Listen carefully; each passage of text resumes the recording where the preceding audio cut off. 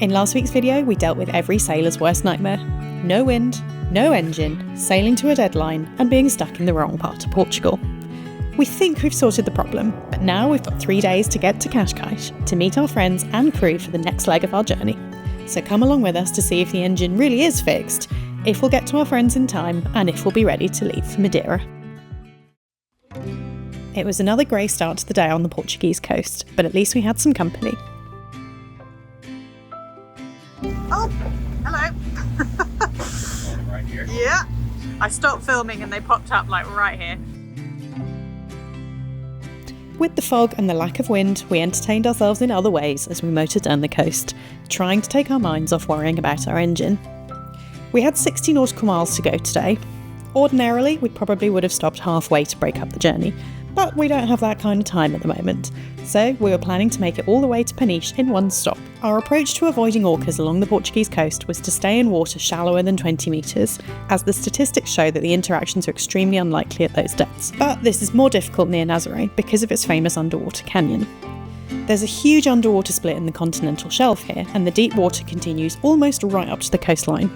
This makes Nazaré world famous for big wave surfing, but did raise our stress levels a bit, as it wasn't possible to stay in under 20 metres of depth here.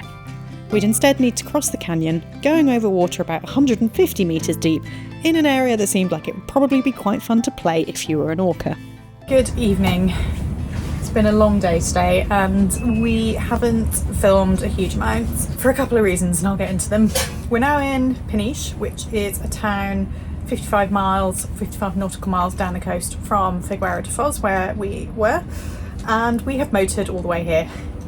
So first thing, super glad that the engine held out for all of that time, but it was quite a stressful day because, as usual along the Portuguese coast, no wind, so we were relying on the engine today, and I didn't have total faith in it, but she did us well, she got us here. Every time. You said you didn't want to be in this! I want to be in it. Every single time the engine changed a little bit, and it was like, oh my god, we're gonna die. Yeah, so We made it here. we made it, but stressful day. Right, second reason that it was stressful. Nobody seems to know where the orcas are at the moment. There's been no report of them for the last kind of week or so, which is good news in the fact that they're not interacting with boats at the moment, but for us, bad news because I have no idea where they are. And there are a couple of sections of today's motor where we had to move outside the 20-metre contour line just because it was impossible to stay that close to shore. We've been trying to keep within that limit because the statistics suggest that it's much, much safer to be in there. So a bit stressful for that reason as well. And then the third reason that made it a bit stressful was because there was just lobster pots like everywhere today, but also nets. So nets with 2 floats with a net strung in between them, and a couple of little floats on the net as it went through, and we saw some that were like 100 metres long. We'd heard from people in Figueira de Foz that those are a thing, so we were watching out for them. We did come a little bit closer than we'd like to one of them today, but didn't hit any and we made it here, so that's great news. So all of that combined meant that today was just feeling a little bit stressful. I didn't really want to get the camera out and talk about it, particularly about the engine, because I felt that if we talked about it we would like jinx it in some way, shape or form. And the other thing is that today was just really quite boring. The Portuguese coast is quite dull. There wasn't a whole lot to show you. I took clips of the best bits and you'll have seen those already, but yeah, we're both feeling a bit stressed out, ready for a sleep. I'm gonna do it all over again tomorrow.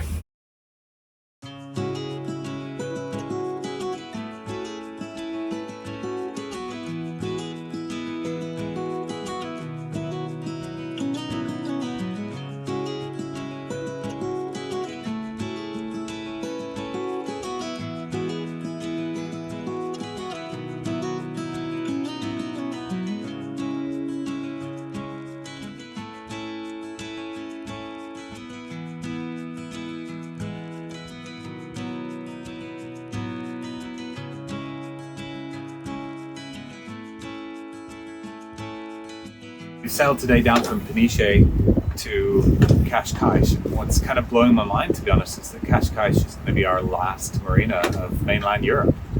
Yeah, after that we'll basically point our bow west, which is, or southwest I guess.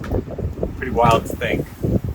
We haven't filmed much today. I mean, the start of it was a pretty boring motor, like most of the days coming down Portugal, but again, it's been pretty good. Sun's out, dead downwind, just the Genoa, cruisy 4.5 knots. Beautiful scenery. Good way to end this European season. It's cold. It's like Portugal just wanted us to stop talking bad about it. Our engine held out, and we didn't even need to use it for a small portion of the day thanks to a compression zone on the way into Cascais. We were so relieved to have made it all the way there, and to have made it there on time. We didn't film much of our time there. Instead, we focused on relaxing after the stressful time that we'd had. We had some really great times with our friends, and serviced our engine, of course. Living on a boat is great, but at least for us, there's been substantially less beach time than we expected. So we took the opportunity to have a proper holiday and finally spent an entire day on the beach.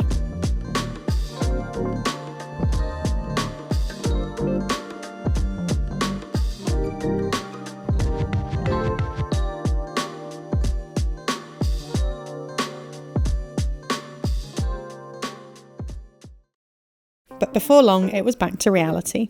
We had a crossing to prepare for. And as usual, our preparations started with making a big old list. But this time we had reinforcements to help us get through it.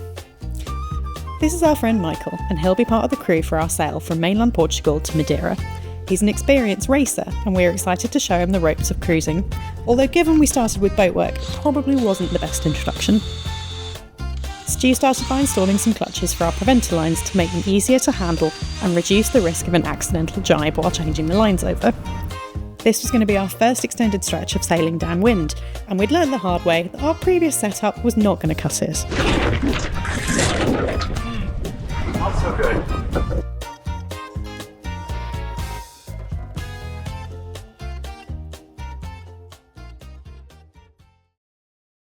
It's a big day today. We're going to provision both for the crossing to Madeira, but I'm also going to do a little bit of provisioning for the Atlantic crossing. So just going to start buying bits that have been easy to get here, but we haven't necessarily found elsewhere, because this is the biggest supermarket that we've seen since we were in Redon, so we're going to make the most of it. So ready for a bit of supermarket sweep.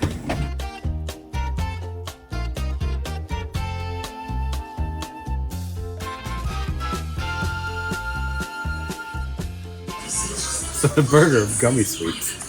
How long have you been deliberating how much and what beer to buy? It's been a good 5 or 6 minutes. There's been so many choices of beer. Well, the problem is that they're all bottles. I mean, look how many different bottles.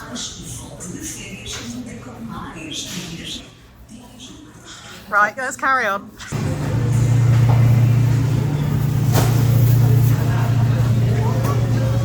Get the back for the freshest ones. Best bit of the shop.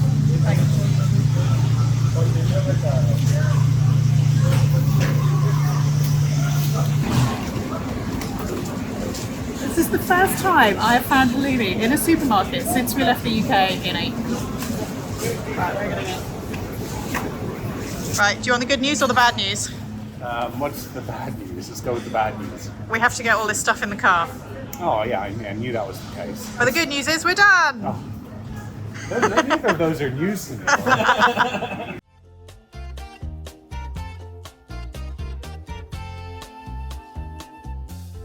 God, who bought all this heavy stuff? But the work isn't done until it's all put away. Managed to get everything away. That wasn't anywhere near as bad as I was expecting. And then just tomorrow we're going to get bits out, make sure they're accessible, kind of make sure that we can actually find everything again. But yeah, food nearly ready to go.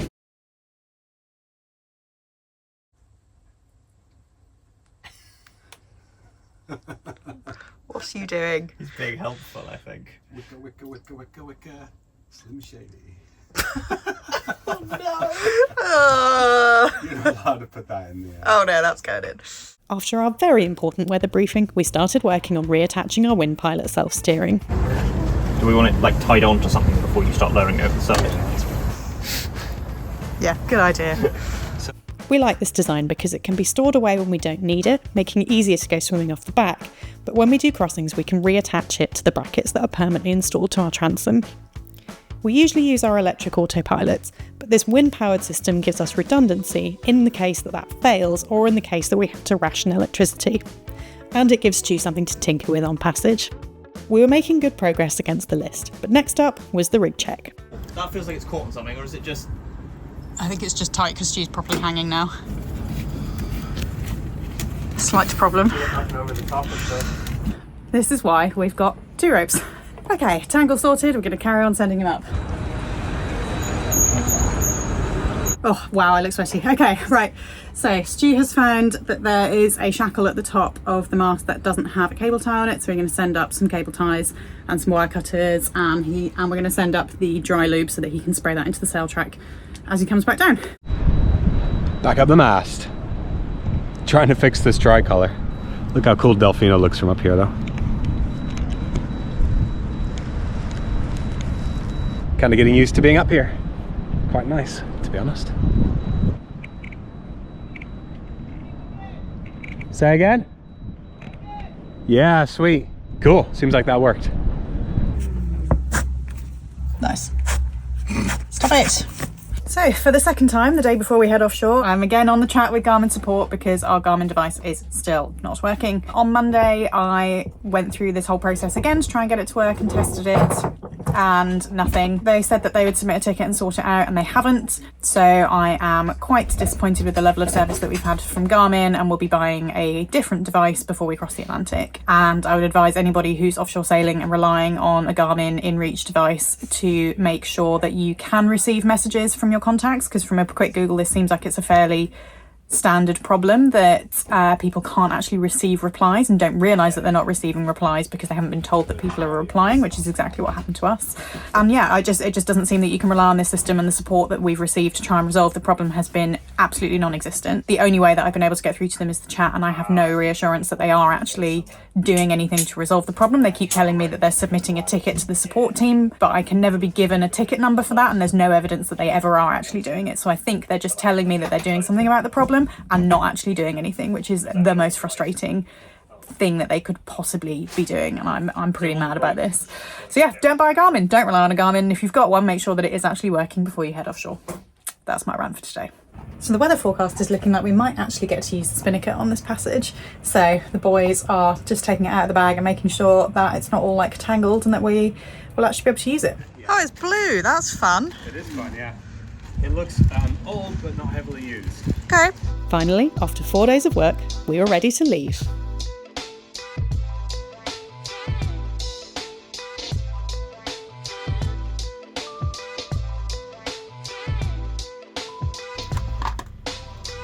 Good morning from Cascais. I'm just walking back from town, having got our last couple of provisions, because we are off to Madeira today. The boys are just getting fuel now, so as soon as I get back, we're probably going to leave. And yeah, feeling cautiously optimistic that this is going to be a better long passage than ones that we've done in the past, but a little bit worried that there may not be enough wind for us to sail for most of the way, but we'll see. We are hoping to be able to get the spinnaker out, which would be a first on Delfino. And yeah, the waves look better than any of our previous passages as well, so fingers crossed for the seasickness. So all in all, shaping up to be very relaxed, but as with any long passage, I'm still a little bit nervous before we leave. There's quite a lot of shipping in here, and there's quite a lot of boats leaving from the marina this morning also doing the same thing, but you know, it's not zero risk. We've actually really enjoyed our time in Cascais. We haven't filmed super much of it because, to be honest, we've just been resting and making the most of the fact that it's a tourist town and everything's a little bit easier than it potentially has been in other bits of Portugal so far.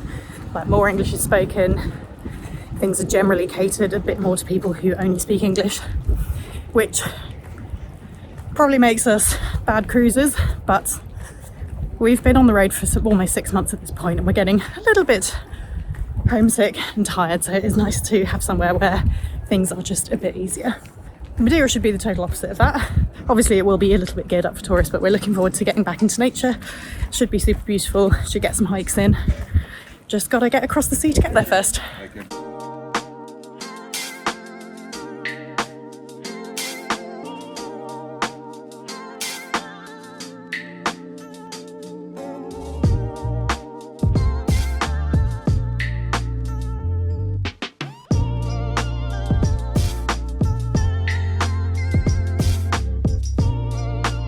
Thanks for watching.